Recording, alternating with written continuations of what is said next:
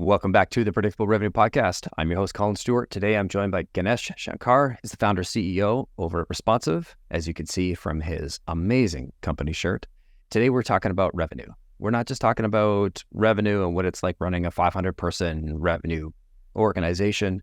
We're talking about what it was like to get his first 10, what it was like to get his first 100 customers, the first 2,000 customers, and the differences and the milestones at each stage. So I always love an opportunity to dig into the early stage of the founder journey, and especially from a revenue perspective. So I'm super excited to have this, to do this episode. Ganesh, welcome to the show. Colin, thank you so much for having me. It's an honor. I've heard and listened to a lot of your podcasts. You're doing an amazing job. So I feel really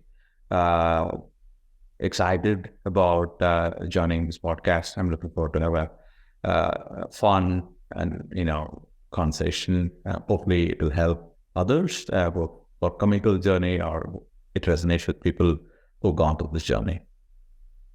Well, thanks, Ganesh. I appreciate you coming on and sharing and the kind words about the show. It's certainly a team effort over here, so I can't take all the credit. But thank you for that. From you're founder CEO. You're 500 folks, a couple thousand customers, and you just had a CRO join this year. So I'm curious to hear about that journey, but I think maybe we end the conversation there. I want to start with, where did your first 10 customers come from? Yeah. Before we get to the 10, big beneficial for the audience to understand what as a company we do, so that, it makes the dot connected. So Responsive as a brand, when we started the company back in 2016, was laser focused on helping the revenue teams, or the people who are selling their product and services through RFPs, RFIs, to fill out those answers. Such where, in fact, our name prior to rebranding to Responsive was called RFPIO. That was the original name of the company. It was there for almost 7 years, and we just this year, we rebranded the company to Responsive. We'll get into that in more along the lines, but fundamentally, the problem that we solve, and we continue to solve, is companies to put their best foot forward when it comes to responding to the constantly asked questionnaire. It could be security questionnaire, it could be due diligence questionnaire. So my background, how I got exposed to this space, it's interesting. Like I said, in many other conversations, we don't have any cool garage story like Apple or Google, or dorm room story like Facebook or Snapchat. It is a true story when the three of us, me, Shankar, and Sundar, were working in the company prior to starting Responsive as what they call a subject matter expert. I was the product manager. My current CTO, Sundar, was the engineering manager, and my current COO, Shankar, was the implementation manager. So when the sales team gets an RFP that they need to be responding to, they throw product-related questions to me, and Sundar gets the engineering and security-related question, and Shankar gets the implementation and onboarding questions. But I was there with the company for almost 9 years. Never once my boss called me and gave me a pay rate because I did a fantastic RFP response. Keeping in mind, even the word RFP was not in my job description. I was 9 years. My KPI was, as a product manager, was how the release is going, sprint planning. That was my KPI. So, but however, responding to RFP felt like more cannot avoid situation, because that was the breadwinner for the company. I had to help the sales team to win deals. So technically, what we were doing is we were looking in the market to see if there are any solution to automate that work. I estimated close to 35% of my time as a product manager was going into supporting my sales team. So that is what we, and then, like I said, that was not my primary job. So similar experience from my two other co-founders. So we decided to look into the market to see if there are any solutions out there. That's when we realized that there are not a lot of solutions in the market to solve the problem that we were trying to solve. So that piqued our interest, and we decided to dig deeper and came back empty-handed with not a lot of solution. So the company that I used to work for, about 250 employee company, it was very, the technology out there was not connecting the dots for a 250 employee company. Then you can only imagine how complex it will be for enterprise companies like Fortune companies. So that kind of gave us the boost to start. And, it's been 8 years now since we took the reins on our own hands. It's an amazing journey. Coming back to your original question, how did we get the first 10 customers? It's an interesting thing because, like I said, we are a perfect users for this product. Myself, I would have been a perfect user for this product. But I think at that time we estimated close to 60 years of man years of experience the three of us had to start the product. But we did not assume what we know is the problem for everybody. So we all, when we launched in early 2016, it took almost 6 months of time to do the beta testing. We did a beta, and then what we did is to get the first 10 customers. Not beta. Yeah. That's correct. How did you find people for the beta? Yeah. So like I said, I worked in the previous company for almost 10 years, right? I was a support, like a pre-sales support person helping my sales team to win deals. So I had a lot of connection with the sellers. Over the period of 9 years, I worked with literally, if not hundreds, at least tens of, sellers, AEs, who knows this is the problem, RFP. They have to deal with RFP. So I reached out to all those people who I worked in the past to say, hey, this is a solution that I am trying to build. Would it resonate with you? Surprisingly, majority of the people raised their hand and said, yes, this is a problem that we encounter. And I hate doing RFP. That was the end, right? So I said, okay, we have a solution to make it a lovable experience so that you can win deals. So that was my pitch to them, and they got, we had about 15, 20, of beta testers. Again, some are official, some are non-official. So basically saying, hey, I know Ganesh, I know Sundar, so I know Shankar. I'll do a favor to test it out and see if this works out. So, and then it became a hook for them. So I think we converted 3 or 4 out of that initial 15 to a paying customer. So that is from our own experience of connecting to the people that we know through network and telling the story that resonates with them. It's not like, okay, I'm building this crazy thing. And to simplify things, what we did, Collin, is early on in the stage, we said we are going to solve one problem, and we said no one else can do that solution better than us. In our case, it was how we handle just simple Excel document. Excel-based RFPs is what we started. We said we will be the best. If you receive an Excel RFP, there's no other tool in the market that can easily solve how you respond to an RFP that came in an Excel format. Very focused, very narrowed down use case, but it clearly was a big pain point for the customers that we get. Yeah, I felt this. I spent way too much time filling and responding to RFPs. You're giving me like nightmares right now. I'm reliving all those because we didn't have anything like this. It was a long time ago. Yeah. So, and then in that caught an attention with a local business journal, Portland Business Journal, wrote an article about us back then, because when we started Momentum it's a local market. So they wrote an article about, this up and coming proposal management RP software.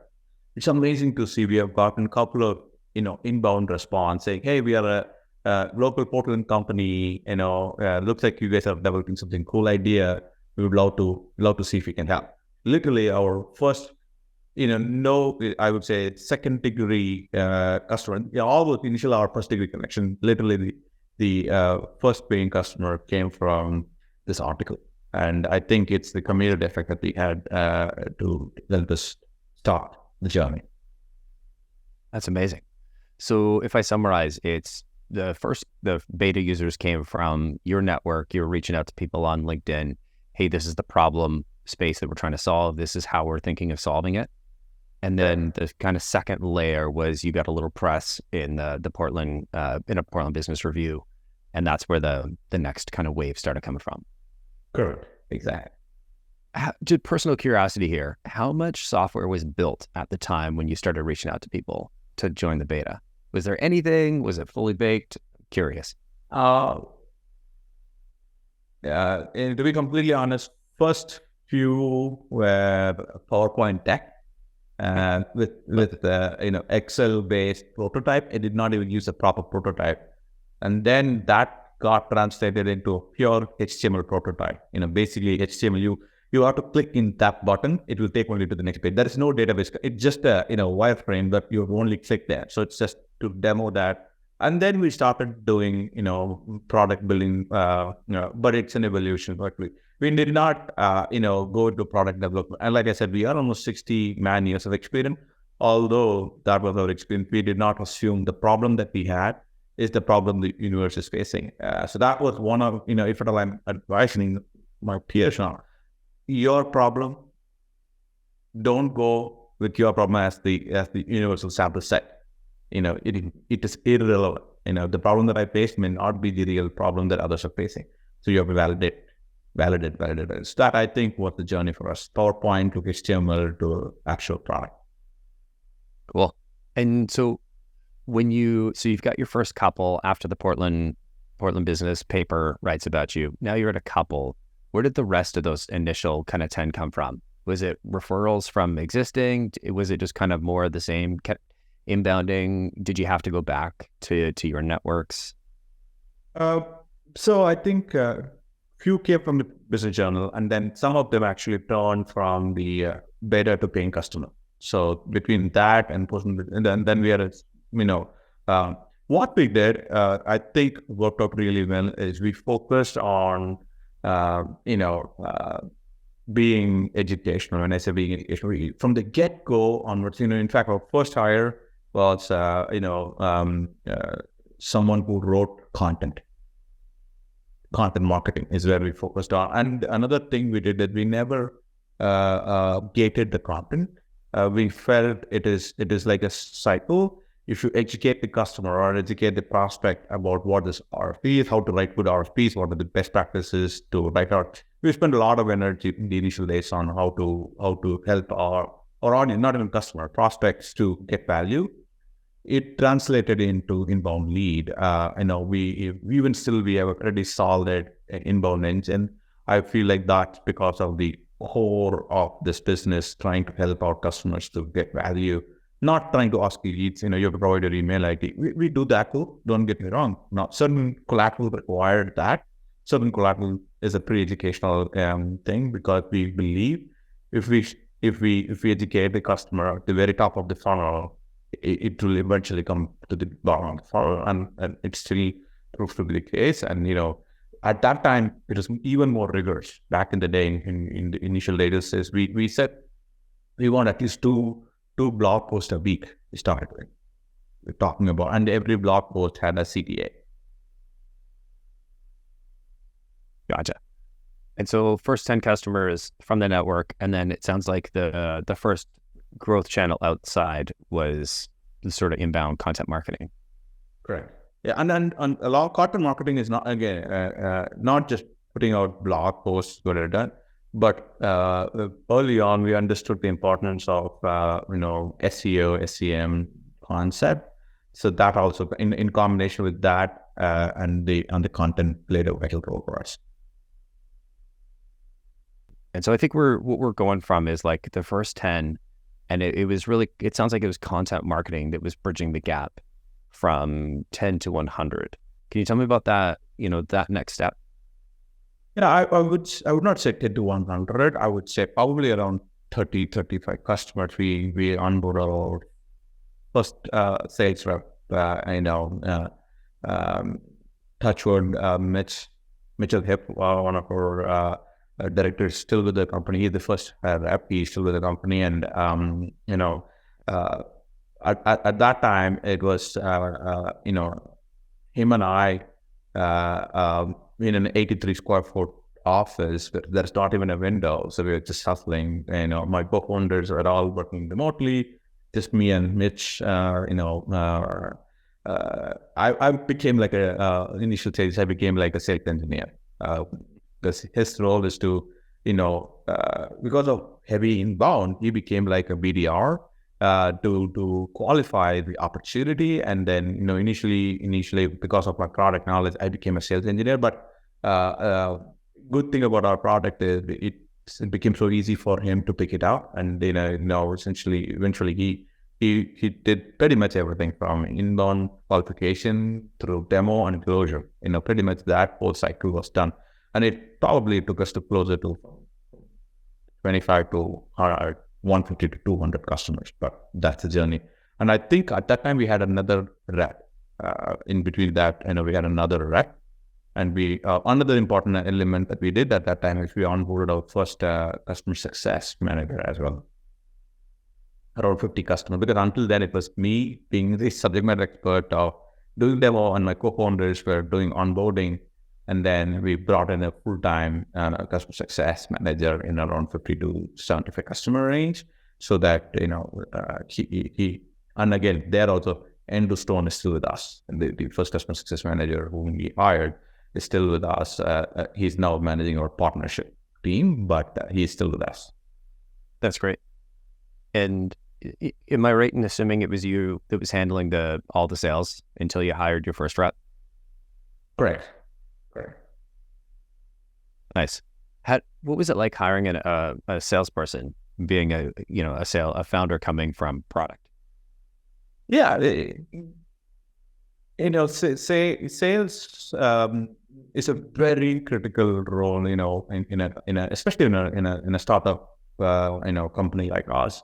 What triggered at least what I look for is, is there a team, spirit, from the seller. And if, really, I think I feel like fortunate enough, some of the initial folks that we onboarded had a little bit of a product bent. We do have a strong, we call it this culture values. We used to be, we still have one of those values, GID, get it done. And another value is S4, see something, say something. So that was very well integrated in our organization. When I say get it done, that sales team, sales folks really embraced it. They don't look for, product bug is there, I can't sell. They found every opportunity to see how they can present it, and also every opportunity to learn. They have this concept of S4, right? You talked about S4, see something, say something. They did not wait for it. They S4'd it all the time. They saw something in the market. They saw something from the competition. They saw something from the prospect. They fed that back to the right customer. So when we hired, so we definitely look for, at least I was looking for people who had that team spirit, little bit of a product bent, and willingness to learn, but at the same time, hungry and hustling. Those I don't know. There's no one word. There's no one quality that I used to look and still continue to look, but probably those are areas that I was leaning on, because the hunger to win matters a lot. If you want to be a successful salesperson. Totally. And what was it like passing the reins from, being the founder that's leading sales to your first AE? Talk to me about that journey. How did you do it? Yeah, see, like I started before, for a company to be successful, I strongly believe the sales team got to be humming. Yes, I as a founder can do. That's probably some of the, it was a tough transition to give up the control. Again, it could have easily got to me saying, okay, I've closed 30 accounts. I could close another 300 more account. Why would I need? Not like that. I think our vision was very clear. We can only scale this business, not to think about, I'm giving control or not.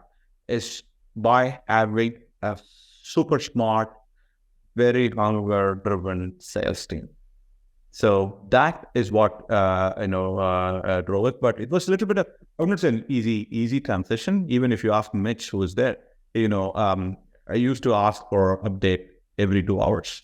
Again, it's not like me, but that time, hey, Mitch, any update? Again, curiosity, right? Because you when you are trying to sell, what's happening. When you hand off the reins to someone else, when they are dealing with the deals, the conversation, it somewhat makes you anxious. Okay, what's going on? I know we did a demo now. What's going on? So you tend to ask, but it may come across as at that time.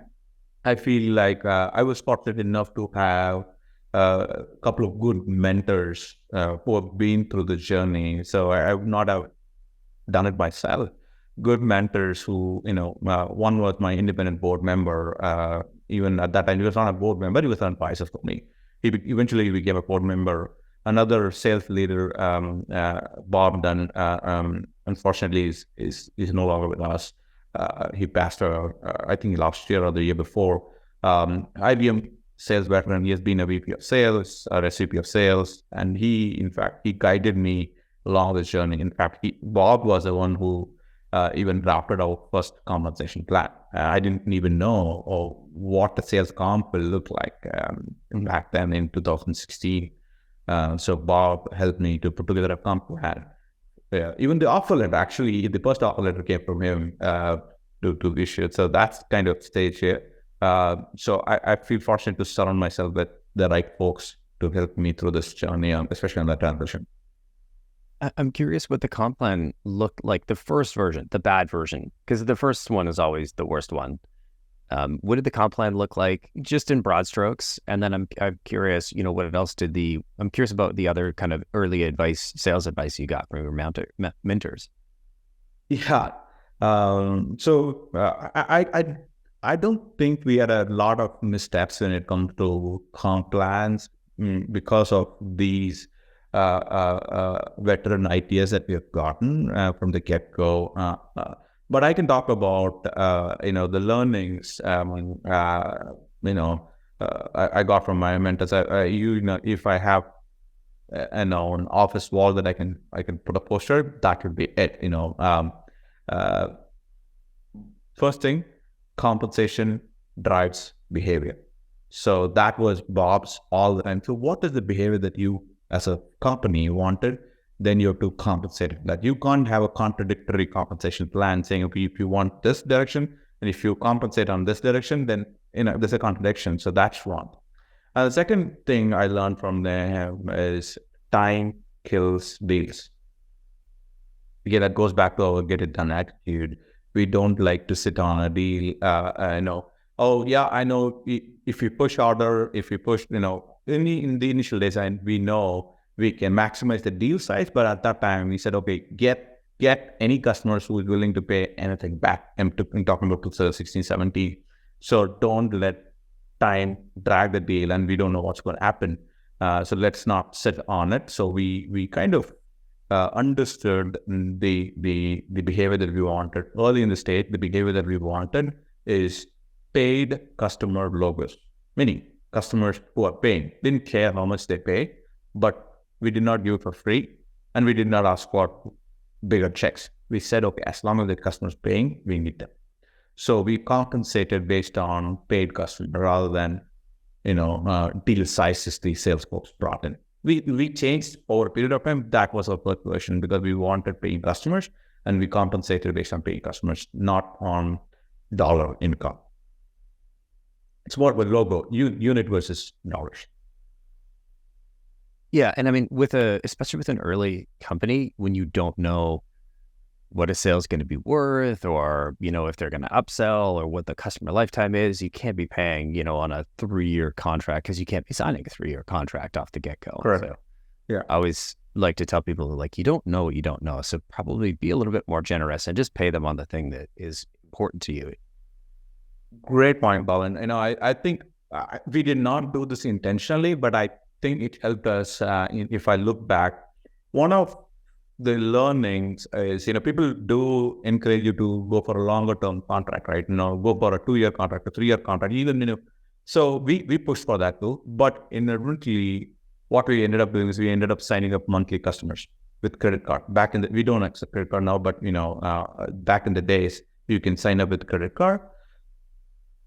What it did is, it for the people who paid in the credit card month to month, if they are not swiping the card next month, it tells you immediately if they did not use the product. You don't need to wait for 12 months and be surprised. Oops, now because they swipe once and then they forget for 12 months.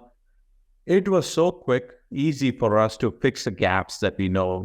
Although people don't really like month to month, but in the early stages of a startup, I feel like month to month contract more than the dollar. It gives the key members the visibility. Are these customers using it? Why are you not? At least if a customer is churning, you can ask them, hey, why are you churning? What are the reasons? And they may point out some product gaps. Hey, I thought you be using this. It gives the core team an immediate access to invaluable knowledge that they would not get. Otherwise, they would wait for 12 months. If you keep, because we tend to focus on, especially in the early stages, we tend to focus on bringing customers, right? Again, that's our instinct. You want to growth more. So we get distracted. We lose, somewhat, get diluted on the focus of existing customers. Because once they sign, we've gone more to the next one. So especially having them on a month to month, I'm not pushing for a month to month contract, but it is not a bad thing as people evangelize it, because I think it's a great idea. Yeah. No, I think one, if you're a small company selling to a large company, you're never going to be able to get them to sell an annual contract, to buy an annual contract or a 3-year contract anyway. So in trying to do so, you're probably killing some deals. To your point, the flexibility or the month-to-month deals makes it very obvious when customers are unhappy. And that information is more valuable than revenue. Absolutely. Yeah, correct. That's, if I look back, that was one of the greatest thing that we had in the early stage. Like I said, we knew, coming from a similar background, we know what. So version 1 of product, from where it was to today, it's a completely different product. We've changed, we tweaked, and then we are here today. So it's an opportunity to listen to feedback quicker than wait for a long term. Oh, that's amazing. And so we've made it from kind of 10 to 30 to 50 customers. I want to take a look at, the next kind of big milestone, at least in my head, is that first 100 customers. What did your revenue organization, what did your first kind of revenue team look like? So after you've hired, 1 or 2 AEs, you've got a CS person, what came next? Yeah. So I think, at that time, we raised between, I think, 100 to 200, we raised additional capital. Outside, we raised capital. So it gave us the confidence to hire, more folks. I think we were at about, in that range that you mentioned, we hired a couple of more folks and started building a small BDR team. So at that time, we started building a BDR team because then when the inbound engine started working and the initial set of AEs are really strong in the product, I wanted them to spend more quality time with the prospect and customer than doing qualification, because we know. So at that time, we hired our SDR. I think we had 1 or 2 SDR at that time, who's basically tasked to do the qualification and put something on the calendar for an AE, so that AEs can be more strategic, and they know when they're getting into a demo, they know what the prospect is looking for. We started building that engine, and in that time frame that we talked about. Gotcha. So you added a couple SDRs, but it sounds like they were largely inbound and just helping optimize the time. I do remember this stage in our company we did inbound first because we had so much inbound demand. And I know this is a luxury. It's a different situation now for anybody who's getting their feet off the ground. in 2023, 2024. But for us, there was such a huge amount of inbound. You needed somebody because an AE can't have, 150 calls a month, Correct. Or Correct. can't talk to 150 new customers. You want to make sure that the ones they are chatting to are the right ones. Yeah. And in fact, at that time, I don't know why we picked up this number. We said at any given day, each of those AEs should have $100,000 pipeline, active pipeline that they manage. I don't know why we picked up. I feel like it's a round number. At any given day, we need that AE to have $100,000 pipeline. So for that, when they had it, we wanted them to focus on that instead of because when keep piling up on the top, you tend to lose the connection that you already have. So because you tend to want to talk to the people who are coming in fresh. So we noticed it's like a leaky bucket. Some of those early conversations were going off because the A's did not have time, to be honest. And that's when we focused on SDR to bring in, and then in fact, at that time, we have done some crazy stuff. We did not add the territories. When we had, 2 reps initially. I think any company name that started with A through, I think Mitch stands for M. So M, we said it goes to Mitch, and N through Z goes to another rep. So that's how we did it. And that was the first one where we any company name, if say for example, if XYZ company comes in, okay, the first letter is X, it goes to A2. That's how we they handled it. And then the next one was round robin, saying, okay, this in the no segment back then, we did not have segment or vertical back then. And then it was like, went beyond 2, we started doing round robin. First get, second get, third, all those were, manually managed by the SDR team. And now I'm thinking back, it sounds crazy how we have done it. Well, give yourself some credit. Like back in the day, you're doing, it's like trying to race an F1 car that's being held together by duct tape and rope. I wish we could afford a welder, but we can't. So you just got to kind of hang on and do a lot manually. And so, what you do in the early days is way different than what you do once you have that first team. And I think the same is true for anybody building a new team. You can't just, it doesn't make sense to go and hire like 5 people to start your SDR team. You got to start with 1 or 2. Yeah.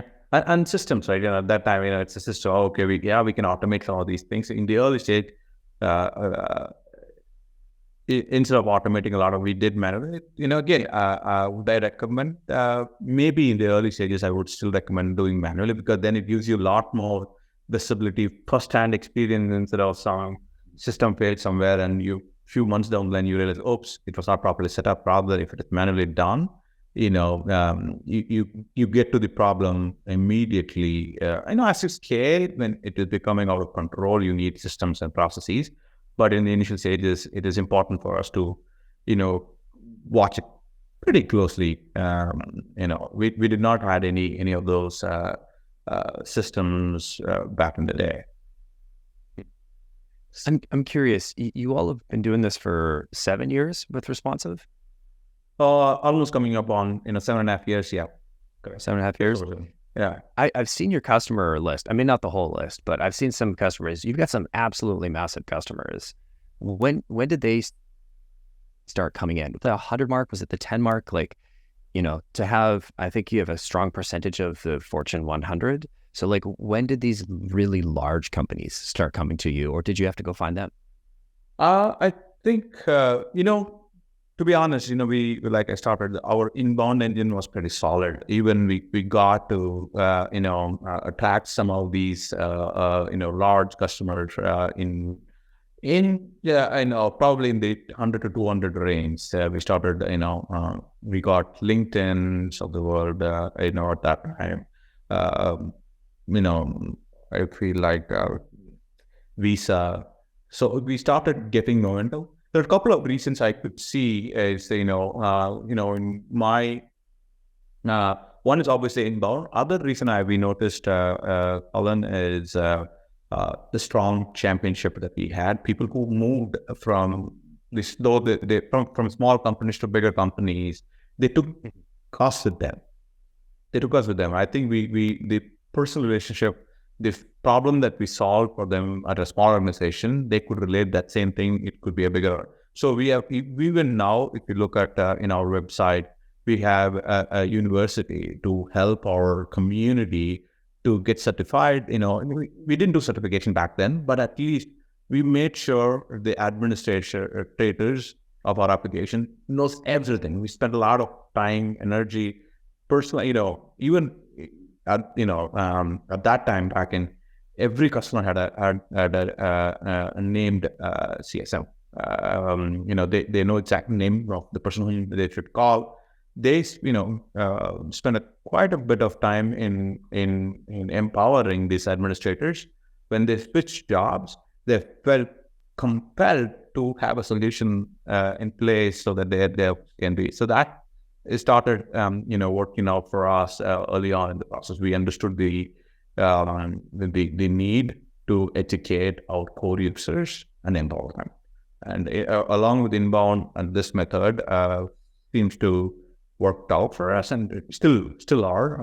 And for some statistics, as of I was recently looking at LinkedIn for a different purpose. I think there are over 200 jobs as of any day on LinkedIn looking for RFA/responsive experience. It's nothing, no job is posted in that is not posted by the sponsor. We do have some job opening on LinkedIn, but I'm eliminating all those jobs that we are having. I'm looking at only other jobs, it's more than 200. It's only been 7 years. How many 7-year-old startups can claim that they're creating jobs, right? I think that is a surreal moment for us to see there are jobs getting created, and hence we started certification, hence we started, university. That's the power of community, I guess. That's pretty special. That's really special. I mean, this is a show talking about revenue. It does sound like one thing that we're kind of glossing over is the fact that you had really strong product market fit. Like, you had a problem, or your customers had a problem, you solved it really well. And it was a problem that they previously couldn't solve other than with a manual process. And so by enabling people to do that, you gain some pretty strong word of mouth. Like, I think to chalk all your success up to inbound is maybe not necessarily fair to the work that the product did. Absolutely. If you look at it, you can broadly classify any software into 3 different buckets: the products that help you grow or generate revenue, the products that help you, be efficient, or the product that helps you to mitigate risk. If you look at our solution, I think we cut across all 3 segments. If you have to go through a deal, you have to respond to RFP. So we were in that process, and by creating efficiency, by applying our artificial intelligence, or applying our recommendation engine, we were able to, if you look at our website, in fact, Microsoft had a fantastic case study with us. How we were able to save them $4.2 million in a short span of time after implementation. That's a data point. Again, creating efficiency is key. And of course, by centralizing the content that is most compliant, so that you can, when you are communicating that compliant content to the outside world, you are rest assured you are not communicating something wrong or misrepresenting. That mitigates risk. You're avoiding risk. There is no liability. So we had a pretty solid product market fit that cuts across all these 3 verticals, right? All these 3 buckets. And also we are pretty agnostic when it comes to verticals. So every industry responds to RFPs and bids. So that became another piece of the puzzle for us to be successful. Yeah, super helpful having a big market size that's unconstrained by vertical. I'm curious on the product side. We talked a little bit about product market fit and kind of what it felt like. The initial product, I'm curious. Are you single product now? Are you multi-product? And kind of when in this journey did that happen?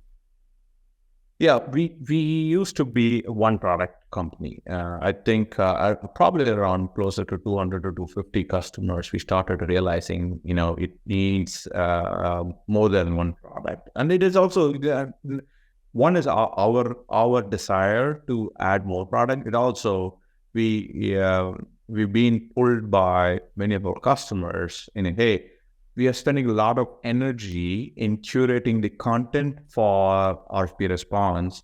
How can we leverage this content for other use cases? How can we democratize this content for other use cases? So we started introducing, a product called Lookup. Basically, it helps you to, utilize or consume the content that you're preparing for RFP for other use cases, as simple as replying to an email.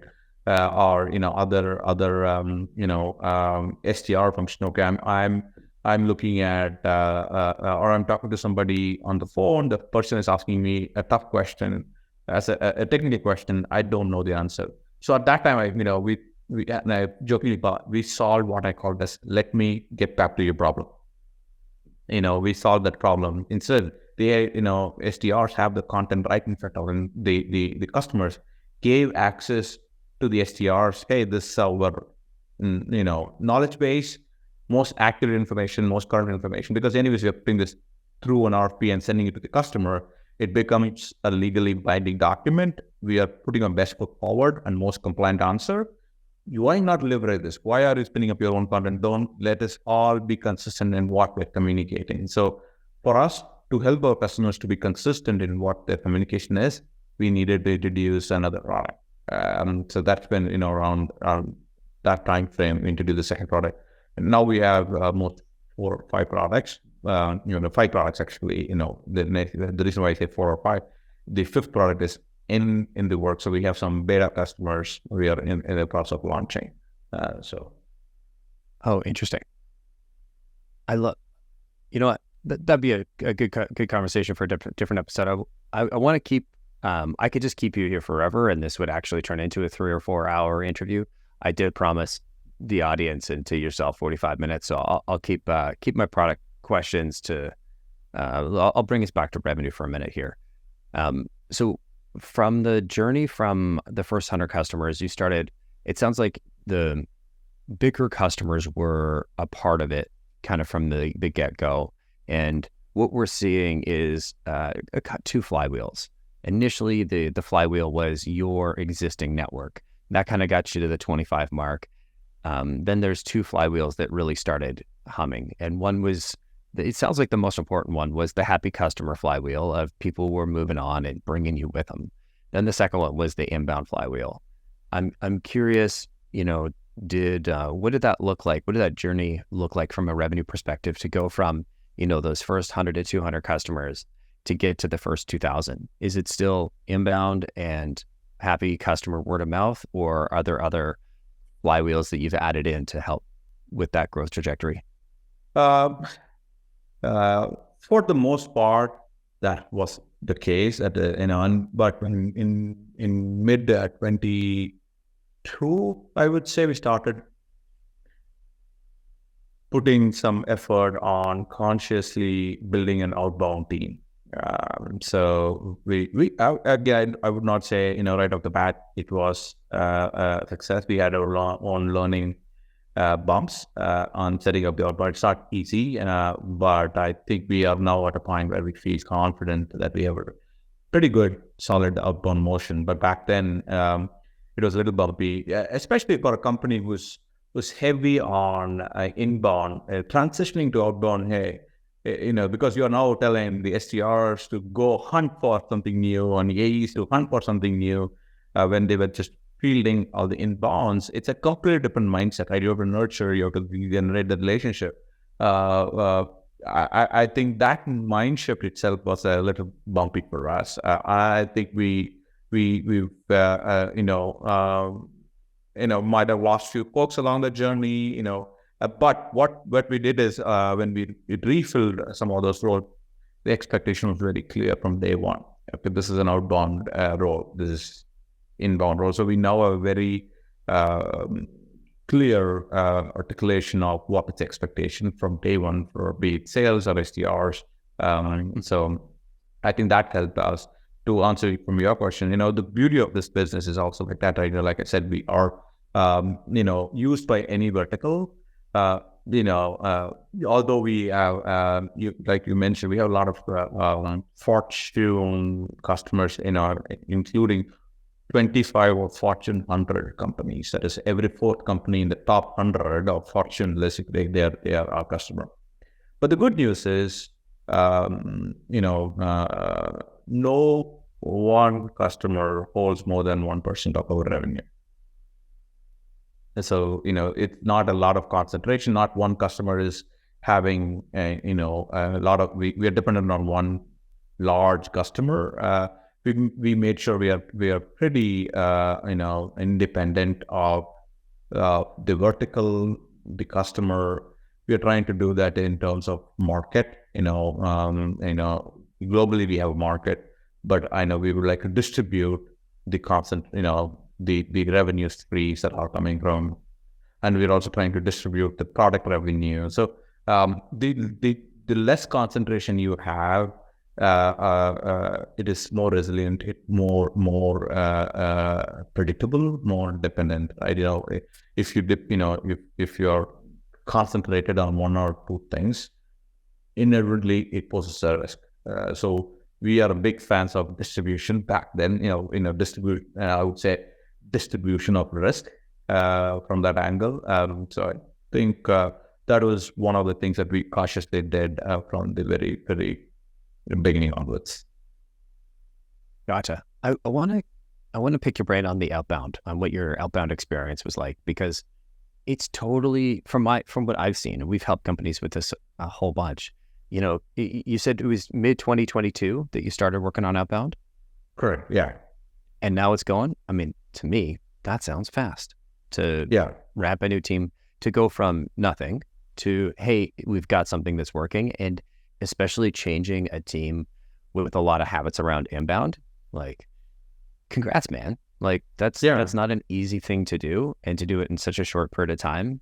Like, I've seen companies take 3 years to make the journey. I've seen small companies do it in 6 months. It's certainly possible, but it's hard to do it when you've got, a few hundred employees on the team, and they've been accustomed to doing, one thing for a very long time. And now you're asking them, hey, all those inbound deals that were really fun because people wanted to talk to you, but they weren't necessarily qualified.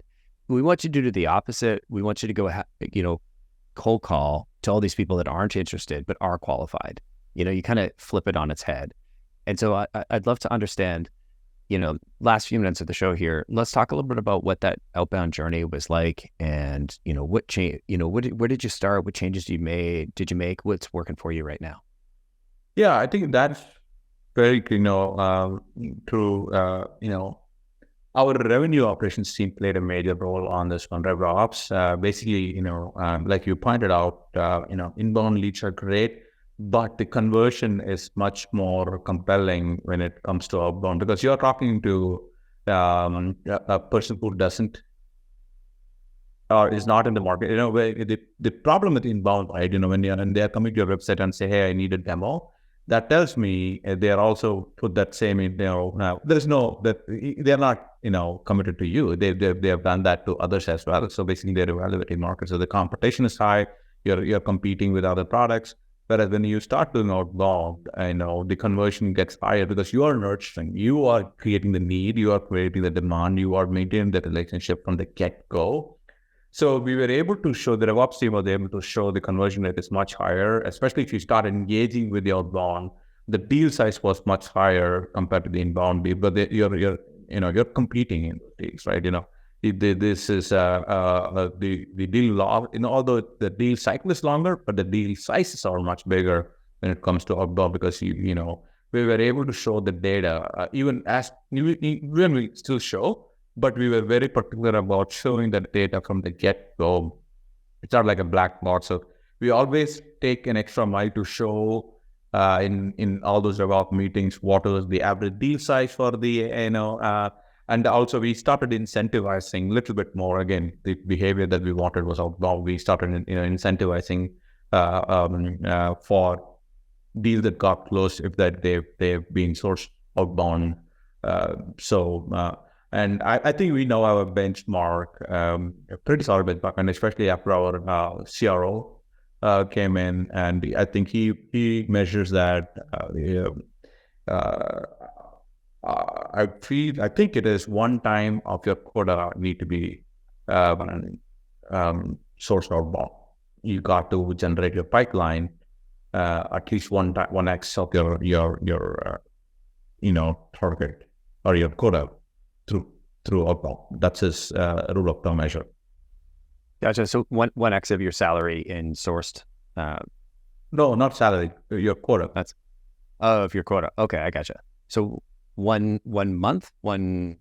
No, if your annual quota is, say, for example, $600,000, typically you need to have 4x of that pipeline to, if your conversion is at 25%.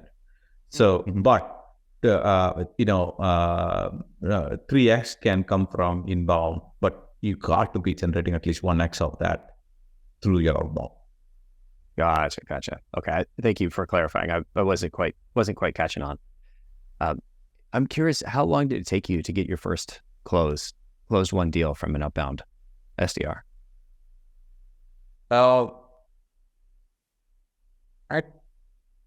It's a journey, Collin. I don't think so. It's like a flip of a switch. I started calculating, and again, it's a gray area because we dabbled or we contemplated in the past. It was not successful, but I would say, like I said, we had our own bumpiness in the mid to 2021 when we started. Probably a couple of months down the line, we would have had our deals, but it was in the overall grand scheme of things, it was little minuscule. But I think we now have got good solid, 15% of our deals are bound. And when at times it was 98, 99% was inbound, 1%. That was a big transition for us. That's huge. I think the point I was trying to make to people listening is outbound can take time to develop. It can be a very cost-effective channel, but it can also be one of those things that you invest, and you're getting nothing. And then you find the magic kind of criteria that go together, and it seems to unlock. And it's not magic, it's just testing and iterating. And also it is, I think, most common thing people, I think we did the mistake in it's not just the SDR picking up the phone and calling and outbound would work out magically. Nobody picks. It's a lot of coordinated effort from your marketing, your campaign managers. They need to keep the, at least keep it warm. We say cold callings are gone. Nobody picks up your cold call. You need warm calls. You need people to know your brand. So SDRs can only do certain things. You need to have a coordinated effort. Your marketing team need to support that effort. Your website team need to support. Your CS team. In fact, your CSMs need to support because you're able to do webinars periodically. A lot of these things need to be done properly to have your outbound. It is not. If we have our expectation, okay, I'm going to hire an outbound SDR tomorrow, and then in a month I'm going to expect him or her to bring in deals. I think it is just spraying and praying when it's shooting in the dark. It's not that. It has to be nurtured. For that, you have to do a proper campaign. It has to it's a cycle, right? Then when our SDR calls the prospect, they're at least have some knowledge or awareness about this brand who's talking to me. And then it becomes a much more meaningful conversation rather than, hey, I'm calling from responsive. Oops, I don't know what responsive is. I don't have time to talk. Or I'd straight to voicemail. Nobody's calling you back when an SDR out of nowhere calls you and puts a voicemail. No, nobody. And outbound emails, nobody, it goes to junk. But it's a cycle. That's all I see. I think that's some of the mistakes that we have done. Expectations are different now versus what was it when we started changing, or including my expectations. Yes, changed now. Love it. I want to land with we zoomed really in deep into the kind of first 100, first 10. I want to give you a chance to share a little bit about Responsive, but before we do, I just want to close out the journey. You've made it to the 2,000 customers. What does the revenue team at Responsive look like at this stage? It sounds like we've added in outbound. You've still got the inbound. Outbound's accounting for about 15%. You've got the inbound funnel going. What else has changed? It sounds like you've just hired a CRO. Help me wrap up the story here. Yeah, a lot of changed in the sales org, but I would not categorize it as a revolutionary. For the most part, it is more of an evolution from what we, our third rep, Connor, became our VP of sales. This happened in 2020. We promoted him back then. And, earlier this year, we brought in our first CRO, Jeff Santelicius. He came from different background, but, he's a proven sales leader. And then what changes is we from the get-go, we have always had a GTM team in India who focused on pretty much everything except US and Canada. So now we have a much more of a focused territory-based sales team. At a broad level, we have European sales. We have a team in Europe who focus on Europe. We have a team in Asia who focus on Asia and Oceanic and Middle East. And we have a team in North American market to focus on this. And now we are, at the broad level that has been done. Now we are going one level deeper, especially after Jeff came in.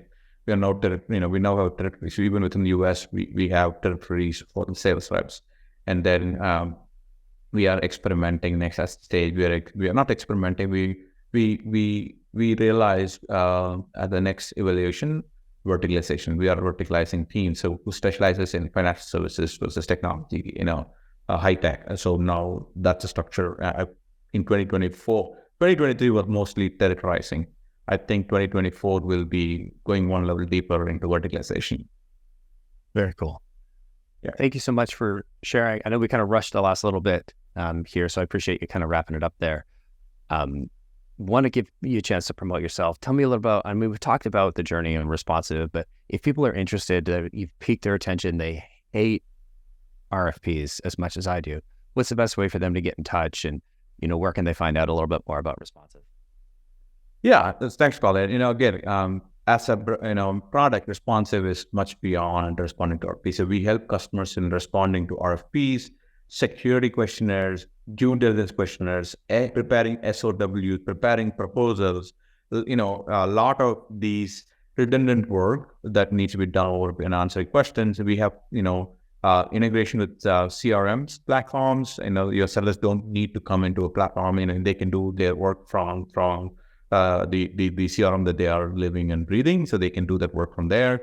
We integrate with your common communication platforms like Slack or Teams or Hangout. If you need information even about, I'm looking for a product overview, you don't need to log into Responsive. You can we have built in a bot that goes into these communication platforms. In fact, recently we released what we call it as a strategic response planning and maturity report. It's available in our website www.responsive.io. It's quite fascinating to read the maturity report. If you look at that, people are using a technology like Responsive, which is the strategic management software. 100% of the leaders who are leveraging SRM, they are directly contributing to the company's growth and revenue.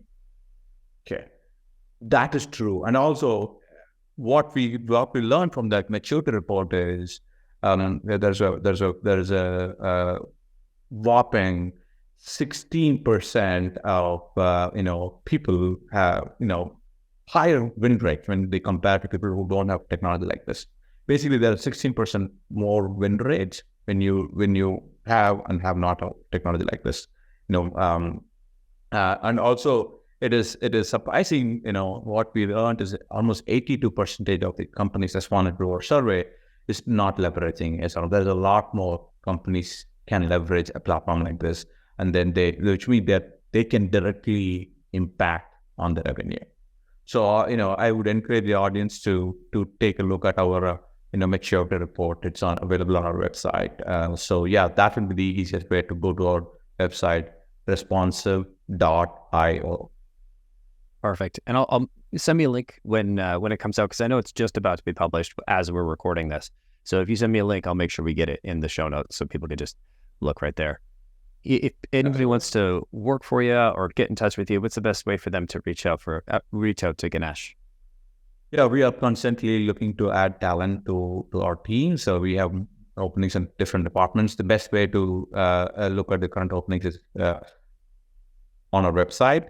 That is responsive.io/careers, or on LinkedIn. We have job postings there as well. So we have a pretty strong recruitment process. We have an amazing talent acquisition team who's very diligent about every application that we receive. So sure, they'll get back to the candidates if they put in their application there. Right on. Ganesh, thank you so much for coming on the show today. Really appreciate it. Thank you, Collin, for having us. You betcha. And thanks to everybody for listening. We'll see y'all next week.